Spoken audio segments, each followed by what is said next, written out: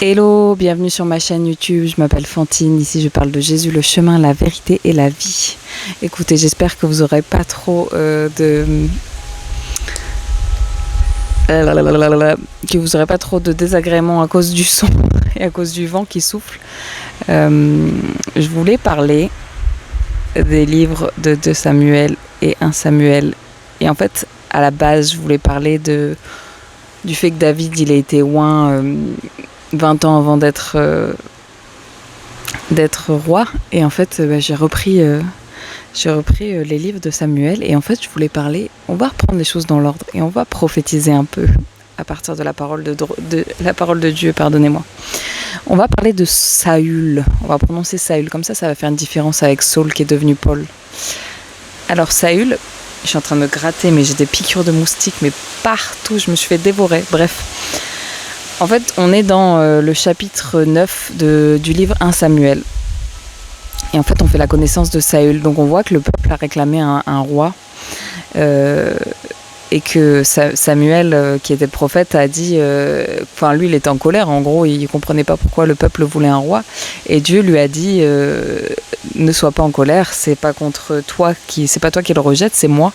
Et du coup, c'est pour ça que depuis qu'ils sont sortis d'Égypte, ils n'ont fait que se chercher des nouveaux dieux et ils ont été infidèles. Donc voilà, ça c'est leur nouvelle lubie, c'est qu'ils veulent un roi.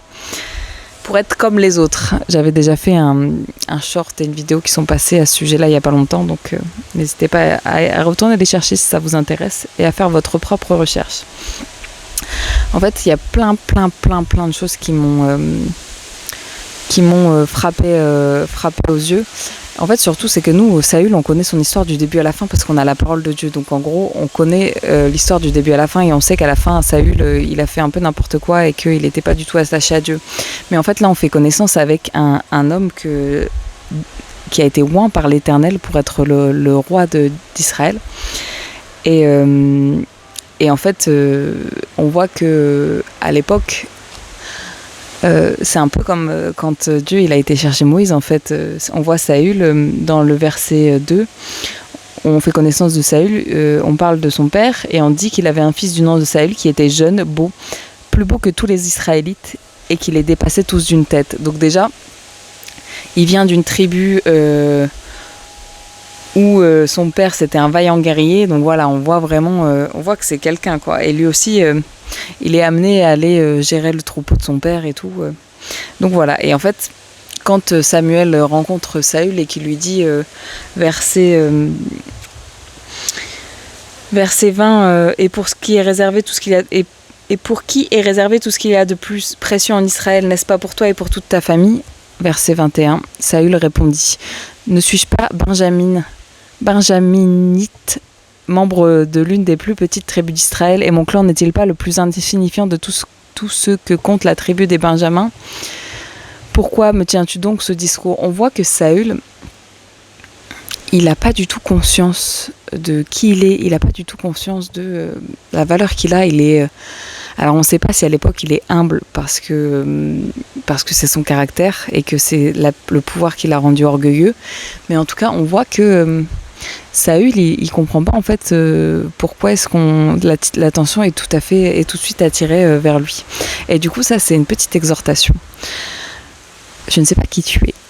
Je ne sais pas ce que tu traverses dans ta vie. Je ne sais pas quel est ton background social, physique, émotionnel, spirituel. Je ne sais pas si tu es le premier ou la première d'une famille à être chrétien, à rencontrer Christ.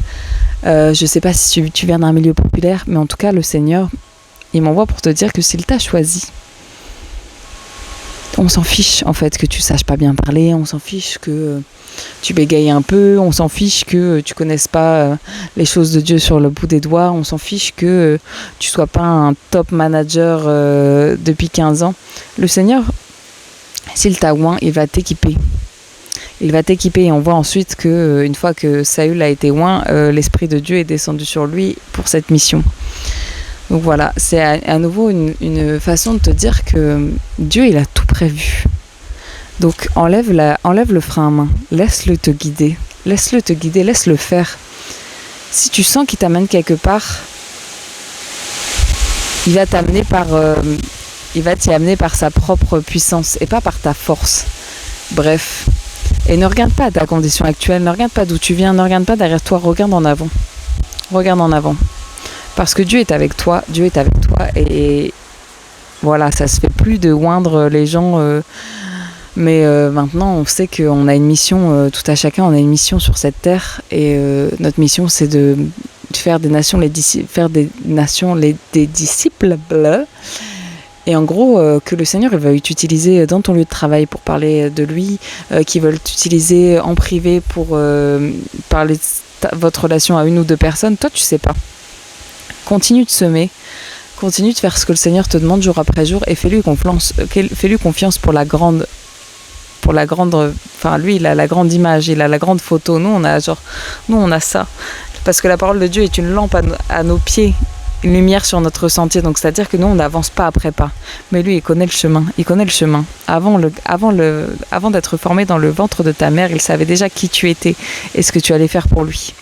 Voilà, en tout cas sois béni et on va faire plein de petites vidéos à ce sujet, mais je vais prier. Seigneur, merci pour ta grâce, merci pour ce message qui nous encourage aujourd'hui à nous rappeler que Seigneur, c'est toi qui tiens tout entre tes mains. Tu nous connais, tu nous as équipés, Seigneur, tu nous as fait exactement comme tu avais besoin qu'on soit, Seigneur. Ne nous permets pas de nous comparer à gauche, à droite. Oh, mais regarde, elle part mieux, c'est pour ça qu'elle a une chaîne YouTube. Oh, mais regarde, lui, sa vie, elle est plus sanctifiée, c'est pour ça qu'il prophétise. Non mais regarde, le pasteur, il a une estrade, c'est pour ça que c'est son métier, c'est pour ça que lui doit parler de Dieu. Non, Seigneur, permets-nous de nous concentrer sur notre relation individuelle avec toi, Seigneur, et à ce que tu nous envoies. Rends tout à chacun, Seigneur, sensible à ta voix. À ta voix parce que tu es le bon berger, Seigneur. Aide-nous à discerner ta voix, Seigneur, et aide-nous à refuser toute parole de l'ennemi qui voudrait nous décourager à rentrer dans le plan que tu as pour nous. Mon Père, merci parce que nous sommes des sacrifices vivants de ta gloire sur cette terre. Merci parce que tu nous as sauvés, consacrés, mis à part. Merci parce que comme Saül, tu as vraiment des plans pour nous et tu vas les révéler, Seigneur, aux personnes autour de nous qui ont besoin de nous suivre et nous fortifier dans cette aventure que nous avons avec toi, Seigneur. Que toute la gloire te soit rendue. Et Seigneur, vraiment, je prie que tu protèges ce qui vient d'être semé dans l'esprit de tout à chacun, Seigneur, que tu protèges et que tu empêches l'ennemi de venir dérober, voler et égorger. Dans le nom de Jésus, j'ai prié. Amen. Sois béni.